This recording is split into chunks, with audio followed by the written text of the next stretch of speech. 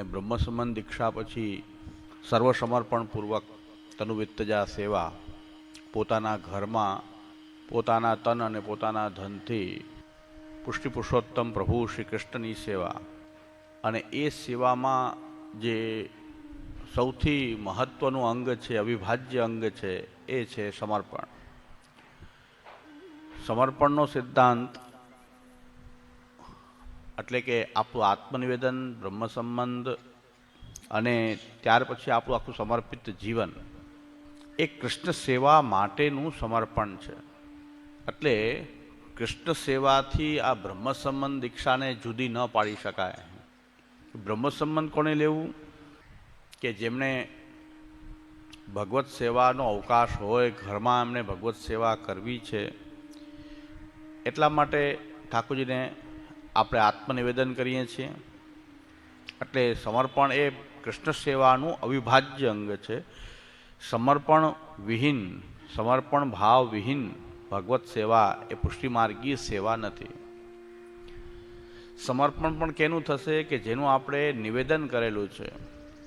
બ્રહ્મ સંબંધની અંદર પોતાની અહંતા અને મમતાનો જેટલો વિસ્તાર છે, એ અહંતા મમતાને ભગવત સેવા માટે કૃષ્ણને સમર્પણ કરવામાં આવે છે.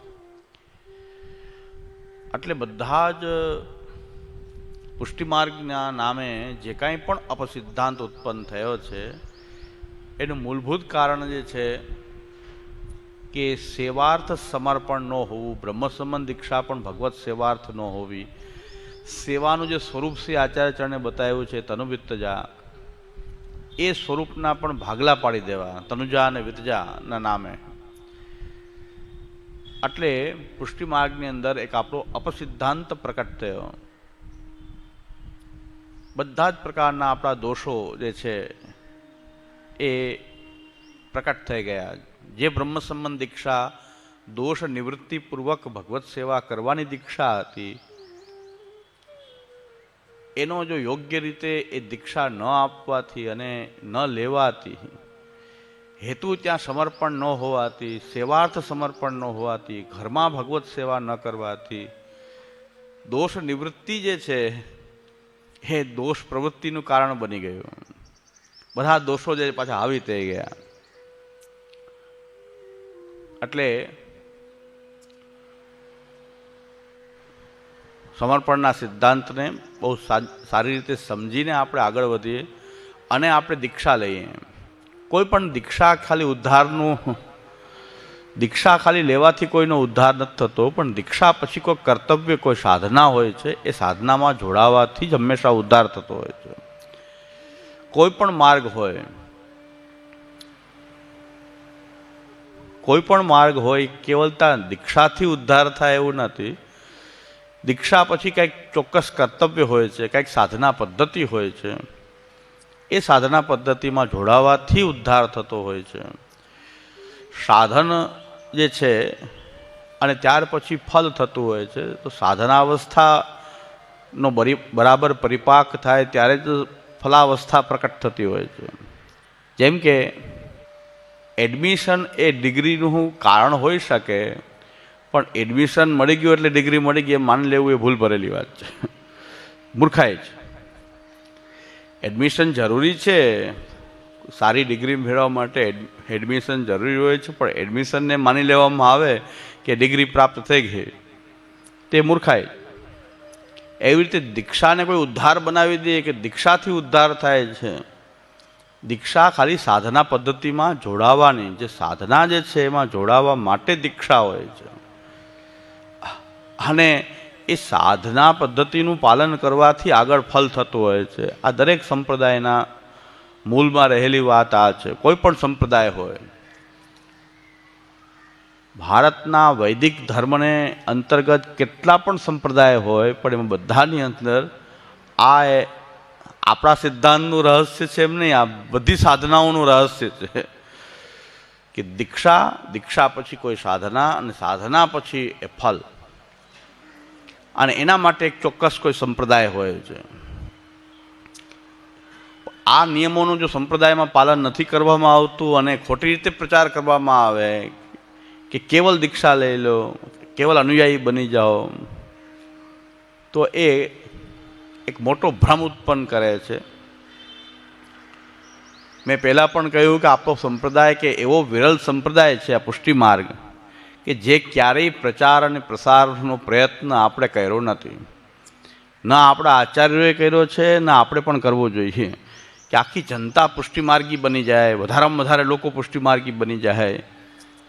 એટલે હું આપણા સંપ્રદાયનું ગૌરવ યાદ અપાવું છું કે આ ગૌરવ છે આપણા સંપ્રદાયનું કે જગતના કોઈ પણ સંપ્રદાય કે બધા અમારા અનુયાયી બનો, અમારી દીક્ષા લઈ લો, આ સંપ્રદાય મોટો છે, સૌથી શ્રેષ્ઠ સંપ્રદાય છે.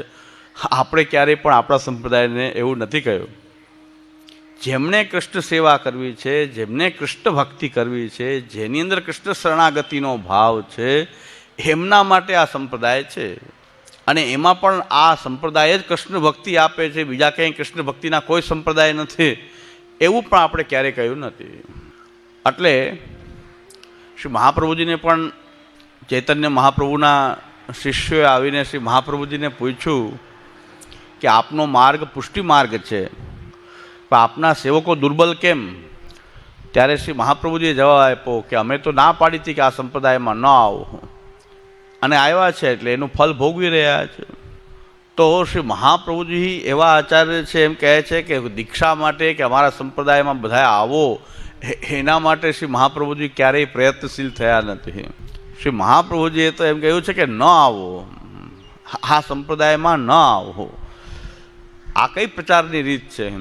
આ પ્રચારની રીત ન હોઈ શકે, આવી રીત ન હોય કે ન આવો. બધા તો પ્રચાર માટે પોતાના બેનરો લગાડે છે કે આવો, આ સંપ્રદાયની અંદર આવો, અમારા માર્ગની અંદર દીક્ષા લ્યો, આ લ્યો, તમારે છુટ્ટી મનાવવી છે કે તમારે કંઈક રજા ઉજવવી છે તો પણ અમે બધી સુવિધા આપશું. અમારા મંદિરની બહાર પ્લે ગાર્ડન પણ રાખશું, પ્લે હાઉસ રાખશું, અને ખાવા પીવાની સગવડતા પણ આપશું, રેસ્ટોરન્ટ પણ રાખશું. આ શું છે? બધા લોકોને કોઈ પણ રીતે આવો, એટલે રેસ્ટોરન્ટ પણ રાખશું ને ત્યાં જમવાની વ્યવસ્થા રાખશું. એટલે મંદિરની સાથે રેસ્ટોરન્ટ પણ હોય, જમવાની વ્યવસ્થા હોય, બાળકોને બધા સાધનો હોય, રમતગમતના સાધનો હોય, ગાર્ડન હોય. એટલે એ પ્રચારની રીત એવી છે કે કોઈ પણ રીતે આવો. જ્યારે આપણો સંપ્રદાય અને આપણા આચાર્ય કહ્યું છે કે આ માર્ગમાં ન આવો. જો તમારું ધ્યેય કે આપણું ધ્યેય કૃષ્ણ સેવાનું ન હોય, કૃષ્ણ શરણાગતિ કે કૃષ્ણની અનન્ય ભક્તિનું જો ધ્યેય ન હોય, તો આ માર્ગમાં આવવાથી કોઈ ફાયદો થવાનો નથી. એટલે શ્રી મહાપ્રભુજીએ બાલબોધની અંદર પણ આ સ્પષ્ટતા કરી કે જેને મુક્તિ જોતી હોય તો એના પણ 4 માર્ગો જે શાસ્ત્રમાં બતાવેલા છે, ઋષિઓના શાસ્ત્રોમાં જે બતાવેલી 4 પ્રકાર જે મુક્તિના છે, એ 4 માર્ગનું પણ નિરૂપણ બાલબોધમાં શ્રી મહાપ્રભુજીએ પહેલાં કરીને બતાવી દીધું કે અમારા માર્ગ સિવાય જેને મોક્ષ જોતો હોય એ માર્ગમાં જઈને મુક્તિ પ્રાપ્ત કરી શકે છે. શિવ ભક્તિથી કે કૃષ્ણ ભક્તિથી પણ મુક્તિ પ્રાપ્ત થાય છે. યોગ માર્ગથી અને સાંખ્ય માર્ગથી પણ મુક્તિ પ્રાપ્ત થાય છે. અને જેનું હેતુ ધર્મ, અર્થ અને કામ હોય, એમની માટે જે શાસ્ત્રો, ધર્મશાસ્ત્ર, અર્થશાસ્ત્ર, કામશાસ્ત્ર, એ અનુસાર એ શાસ્ત્રોના અધ્યયન કરવું અને એનું પાલન કરવું. આ શ્રી મહાપ્રભુજી બધું સ્પષ્ટ કરી દીધું. આખો જેને આપણે કહેવાય ને સનાતન ધર્મ જેને કહેવાય, વૈદિક સનાતન ધર્મ શું છે એ સંપૂર્ણ સ્પષ્ટતા આપણને બાલબોધમાં જ શ્રી મહાપ્રભુજી કરી. ધર્મને જીવવા માટે ધર્મશાસ્ત્ર છે, અર્થને જીવવા માટે અર્થશાસ્ત્રો છે, નીતિશાસ્ત્ર છે. કામને કેવી રીતે જાણવું હોય, કામ પુરુષાર્થને જાણવું હોય તો કામશાસ્ત્ર, વાત્સ્યાયન આદિનું કામશાસ્ત્ર પણ છે. અને જેને મોક્ષ મેળવવો છે તો એના 4 શાસ્ત્રો મોક્ષના પણ છે. યોગ માર્ગથી, સાંખ્ય માર્ગથી, વિષ્ણુ ભક્તિથી અને શિવ ભક્તિથી. તો મહાપ્રભુજી શિવ ભક્તિનો માર્ગ છે, એક વિષ્ણુ ભક્તિનો માર્ગ છે. એમ દરેક દેવતાઓની આરાધના કરીને મુક્તિ મેળવવાનો માર્ગ છે. તો પુષ્ટિ માર્ગ તો આ બધા માટે, આ ધર્મ, અર્થ, કામ અને મોક્ષને જીવવા માટે કે એને પ્રાપ્ત કરવા માટે પુષ્ટિ માર્ગ નથી. પુષ્ટિ માર્ગ એ પંચમ પુરુષાર્થ રૂપ ભક્તિ માટે માર્ગ છે. કૃષ્ણની ભક્તિ તમને ધર્મ, અર્થ, કામ અને મોક્ષથી પણ ઉપરની વાત છે કે જે ભક્તિ અને ભક્તિમાં રહેલા 4 પુરુષાર્થોને કેમ જીવવું. ભક્તિ એ 5મો પુરુષાર્થ છે અને એ પંચમ પુરુષાર્થ કોઈને લાગતો હોય તો એને પુષ્ટિ માર્ગમાં આવવું. એટલે પુષ્ટિ માર્ગમાં આવવાવાળાની સંખ્યા બહુ ઓછી હોવી જોઈએ. અત્યારે છે એ પણ વધારે છે, બહુ વધારે છે. અત્યારે પુષ્ટિમાર્ગ કરીને લોકો કંઠી પહેરીને જે ફરે છે, વૈષ્ણવ છે, પુષ્ટિમાર્ગ એ પણ વધારે છે. આટલા બધા પણ ન હોઈ શકે આમાં, કારણ કે આ સમયની અંદર આવા કલિકાલમાં જ્યાં ભૌતિકવાદ એકદમ આપણા ઉપર હાવી થયેલો છે, એમાં ખાલી કૃષ્ણ ભક્તિ જ જોઈએ અને કૃષ્ણ ભક્તિ જ આપણું ધ્યેય હોય એવા તો કોઈક વિરલ હોઈ શકે. અને કદાચ આપણી અંદર એ ભાવના શ્રી મહાપ્રભુજીના અનુયાયી હોવાથી આપણી અંદર જો એવી ભાવના છે તો આપણે આ સમયની અંદર એક વિરલ વ્યક્તિઓ છીએ કે જેની અંદર ખાલી કૃષ્ણ ભક્તિની ભાવના ભરેલી છે. પાછા શ્રી મહાપ્રભુજીના ઉદારતા એવી છે, મોહદાર ચરિત્રવાન. ભાઈ કૃષ્ણ ભક્તિ માટે પણ ખાલી આ એક પુષ્ટિ માર્ગ જ છે એમ નથી. બીજા બધા માર્ગમાં પણ જ્યાં કૃષ્ણ ભક્તિ થતી હોય એ પણ માર્ગ છે. પણ એક વસ્તુ નિશ્ચિત છે કે પંચમ પુરુષાર્થ રૂપ મોક્ષ પણ ઈચ્છવામાં ન આવતો હોય ભક્તિથી, ત્યારે ભક્તિ એ જે છે એ પંચમ પુરુષાર્થવાળી એ સ્વતંત્ર ભક્તિ જેને કહી શકાય કે જે કોઈ પુરુષાર્થની અંતર્ગત કરવામાં નથી આવતી, ન ધર્મ સિદ્ધિ માટે, ન અર્થ સિદ્ધિ માટે, ન કામ સિદ્ધિ માટે, ન મોક્ષ સિદ્ધિ માટે. તો એવા કોઈ સંપ્રદાય અન્ય હોય તો ત્યાં પણ આવી જ કૃષ્ણ ભક્તિની કોઈ વાત હોય તો એ પણ હોઈ શકે છે. એટલે ક્યારેય પણ આપણે એમ નથી કહ્યું કે કૃષ્ણ ભક્તિનો એકાધિકાર અમારો છે, આ સંપ્રદાય સિવાય ક્યાંય કૃષ્ણ ભક્તિ નથી, એ પણ આપણે કહેતા નથી. શ્રી મહાપ્રભુજી પણ નથી કહ્યું ને આપણે પણ ન કહેવું જોઈએ. જે શ્રી મહાપ્રભુજી નથી કહ્યું એવી વાત આપણે પણ ન કરવી જોઈએ કે એકાધિકાર કૃષ્ણ ભક્તિનો કેવલ અમારો છે. એવો એકાધિકાર માનતા નથી. અમે તો ભક્તિ કરવામાં માનીએ છીએ, ભક્તિમાં પોતાનો એકાધિકાર જમાવવામાં માંગતા નથી. કારણ કે ભક્તિ માર્ગસ્ય કથનાત પુષ્ટિ અસ્થિતિ નિશ્ચય. મહાપ્રભુજી કહે છે કે જ્યાં પણ કૃષ્ણની વિશુદ્ધ ભક્તિ હોય, આવી સ્વતઃ પુરુષાર્થ રૂપા જો ભક્તિ હોય, ત્યાં ભગવાનની પુષ્ટિ તો નિશ્ચિત છે. કોઈ પણ અંદર કૃષ્ણ ભક્તિનો ભાવ આવો હોય તો એમાં પુષ્ટિ નિશ્ચિત છે. ભગવાનની કૃપા સિવાય આવો ભાવ પ્રકટ થઈ શકે નહીં, એ નિશ્ચય છે. ફરી પાછો પ્રશ્ન આવે કે પુષ્ટિનો અધિકાર પણ શું આપણો છે? નહીં, મહાપ્રભુજી નથી માનતા કે પુષ્ટિ માર્ગીઓ ઉપર જ થાય એવું જરૂરી નથી. આ સંપ્રદાયમાં કોઈ દીક્ષા લેનાર એના ઉપર જ ભગવાનની કૃપા થાય એવું ન માની શકાય. ભગવાનની કૃપા ગમે એની ઉપર થઈ શકે. જેની અંદર વિશુદ્ધ પ્રેમ પ્રકટ થયો છે ભગવાન માટે, કૃષ્ણ ભક્તિથી કંઈ પણ ઈચ્છવામાં આવતું નથી, કેવલ કૃષ્ણ ભક્તિ જ ઈચ્છવામાં આવતી હોય, ત્યાં ભગવાનની કૃપા રહેલી છે. એને અમે પુષ્ટિ કહીએ છીએ. ભક્તિ માર્ગસ્ય કથનાત પુષ્ટિ અસ્થિતિ નિશ્ચય. ભક્તિ માર્ગ છે, જ્યાં પણ ભક્તિ છે ત્યાં ભગવાનની કૃપા છે, પુષ્ટિ છે. અને પુષ્ટિને કારણે એ ભક્તિ પ્રકટ થઈ રહી છે. પુષ્ટિ એટલે ભગવાનનો અનુગ્રહ, કૃપા, અને એ કૃપાથી પ્રકટ થતી ભક્તિને પુષ્ટિ ભક્તિ કહેવામાં આવે છે. તો શ્રી મહાપ્રભુજી પુષ્ટિ સંપ્રદાયના આચાર્ય હોવા છતાં પણ પુષ્ટિમાં પણ અમારો એકાધિકાર છે એવું આપણે માનતા નથી. ના આચાર્ય ચરણ માને છે ને આપણે એવું કહેવું જોઈએ. કારણ કે શ્રી મહાપ્રભુ કહે છે કે જ્યાં પણ પુષ્ટિ માર્ગ સિવાય, આ સંપ્રદાય સિવાય પણ કંઈક આવી ભક્તિ છે કોઈની અંદર, તો એ ભગવાન શ્રી કૃષ્ણની, પરમ બ્રહ્મ પરમાત્મા ભગવાન શ્રી કૃષ્ણની એક કૃપા છે, પુષ્ટિ છે. આપણા માર્ગની આપણા આચાર્ય ચરણની આ વિશેષતા. અને બીજા લોકો શું કહી રહ્યા છે? કૃષ્ણ ભક્તિમાં જાણે આ કલિકાલમાં કૃષ્ણ ભક્તિનો એકાધિકાર અમારો છે.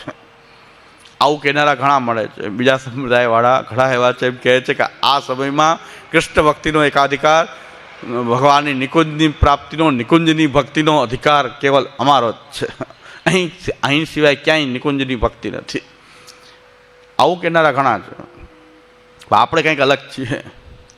એ અલગતાને આપણે બનાવી રાખવી જોઈએ, આપણે તણાવવું ન જોઈએ. આપણી અલગતાઓને આપણે ભૂલી ગયા છીએ, આપણી વિશેષતાને આપણે ભૂલી ગયા છીએ અને આપણે બીજાની જેમ જ આપણા માર્ગનો પ્રચાર પ્રસાર અન્ય માર્ગની જેમ કરવા લાગ્યા છીએ.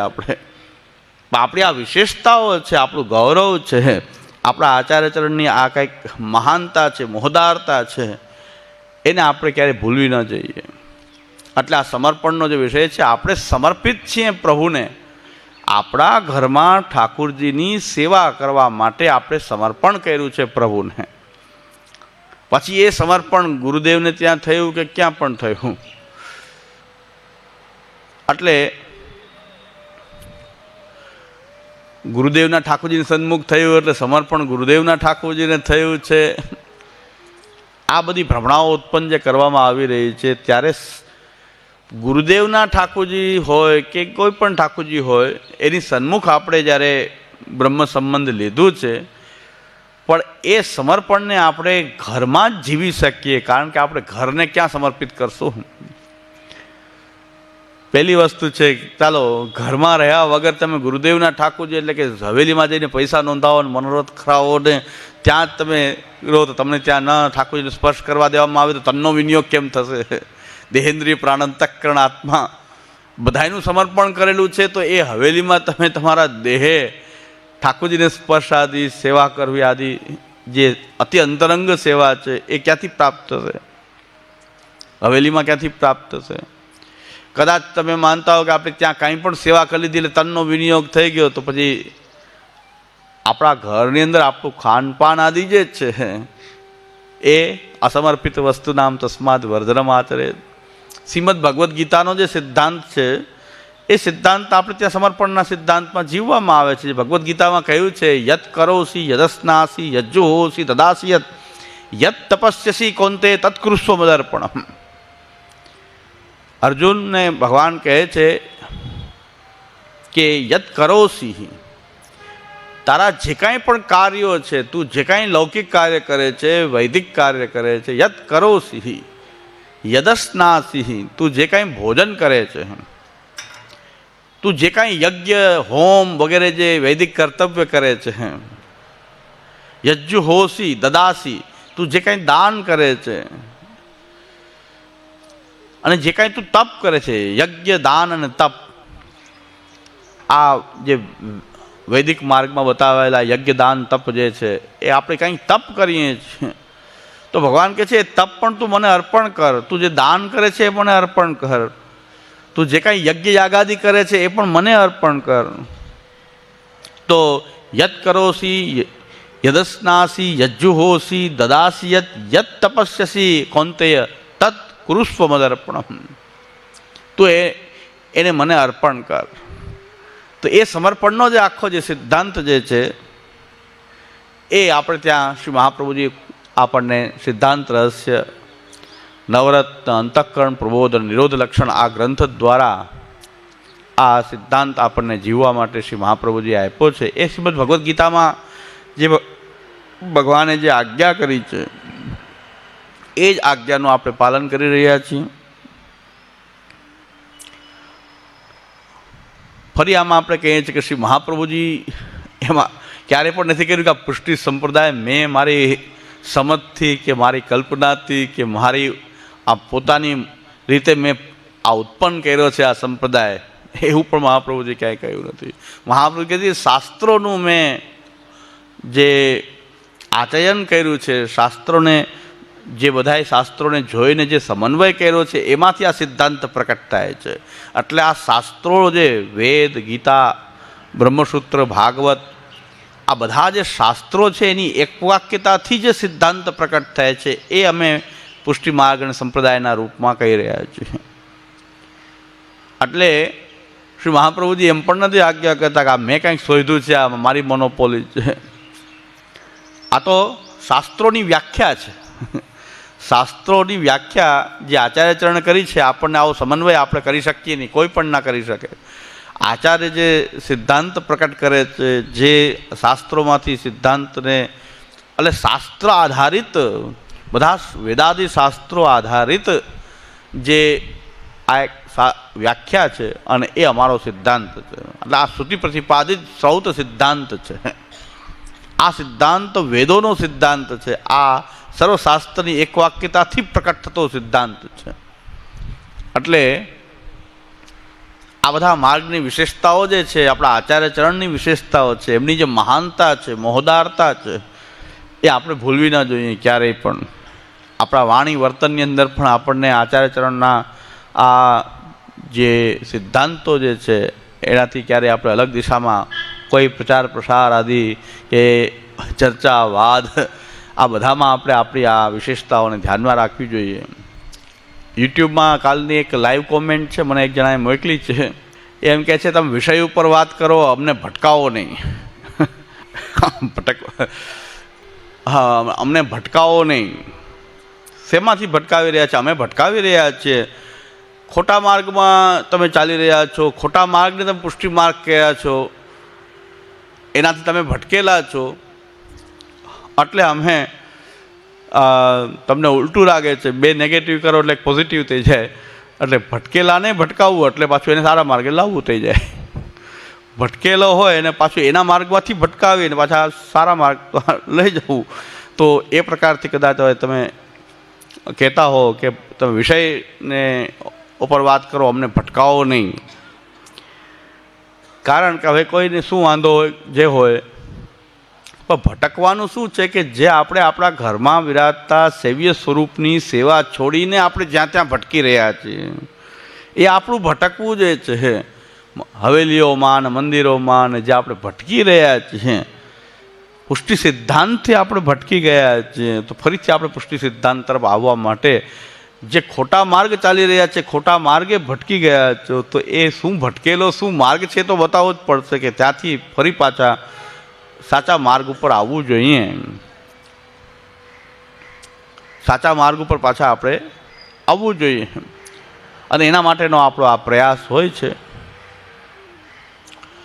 એટલે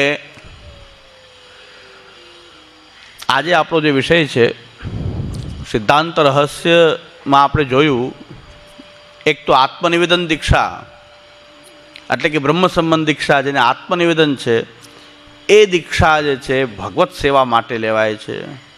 એ ભગવત સેવા પોતાના ઘરમાં જ થાય છે, અન્યત્ર ભગવત સેવા થઈ શકતી નથી. પુષ્ટિ સંપ્રદાયની જે સાધના રૂપ, ભજન રૂપ જે ભગવત સેવા જે છે, એ પોતાના તન, પોતાના ધન, પોતાના પરિવારના સભ્યો સહિત પોતાના જ ઘરમાં જ શક્ય છે, અન્યત્ર એ શક્ય નથી. હવે આ ભટકવું જેને ગમી ગયું છે, બધે જગ્યાએ હવેલીઓમાં ભટકવું ગમી રહ્યું છે, એ હકીકતમાં પુષ્ટિ માર્ગથી ભટકી ગયા છે અને આપણને અનુકૂળ આવી ગયું છે. અને એ માર્ગ ચાલતો રહે, હવેલીઓ ચાલતી રહે, હજી વધવાની છે, એમાં કોઈ ઘટવાની નથી. બધી વાત સાચી જ છે, પણ સાચા પુષ્ટિ માર્ગીઓ એ માર્ગમાં ન ચાલે, એમાંથી બહાર આવે. જે ખરેખર પુષ્ટિ માર્ગને જીવવા માંગે છે, એ કદાચ ખોટી ભ્રમણામાં આવી ગયા છે કે આ પુષ્ટિ માર્ગ છે, કારણ કે ત્યાં લેબલ પુષ્ટિ માર્ગનું છે, નામ પુષ્ટિ માર્ગનું છે, પણ ત્યાં પુષ્ટિ માર્ગ નથી.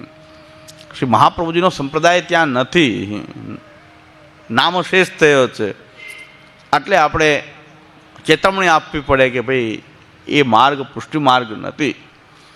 શ્રી મહાપ્રભુજી સ્પષ્ટ ચેતવણી આપી રહ્યા છે કે જો દેવદ્રવ્ય ખાએગો સો મેરો નાહી કહાવેગો, મહાપતિત વહે જાયગો.